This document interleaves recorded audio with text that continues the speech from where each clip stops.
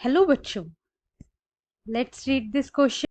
The question says, why did the colonial government decided to declare some parts of the forest as reserved?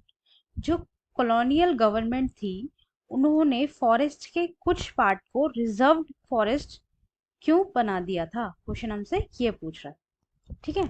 आइए अपना answer देखते हैं। हमारे answer का की कॉन्सेप्ट है कॉलोनियल गवर्नमेंट। ठीक, कॉलोनियल गवर्नमेंट का मतलब क्या होता है? A control of one power over a dependent area. एक वन पावर का किसी डिपेंडेंट एरिया पर कंट्रोल होना कॉलोनियल गवर्नमेंट कहलाता है, ठीक है। India was a colony of Britishers.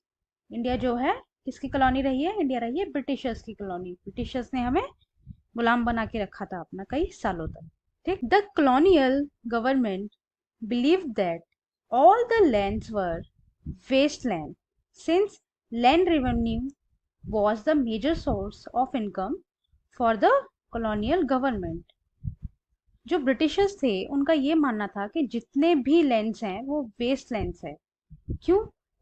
क्योंकि ब्रिटिशर्स का जो सारा रेवेन्यू, ऑलमोस्ट ज्यादातर रेवेन्यू जो कहाँ से आता था, वो आता था लैंड से, लैंड के रेवेन्यू से। ठीक, उनका एक बहुत बड़ा इनकम ऑफ सोर्स था वो। They wished to expand cultivation to increase the revenue.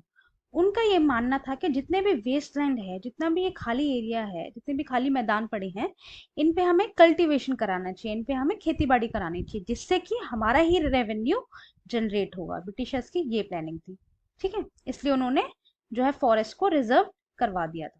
उन्होंने 2 एक्ट भी पास किए थे इसके रिलेटेड, ताकि जो फील्ड है वो वेस्ट ना जाए। फर्स्ट था फॉरेस्ट एक्ट 1865, सेकंड था criminal tribes act 1871। Okay, I hope you understood. Thank you and best of luck.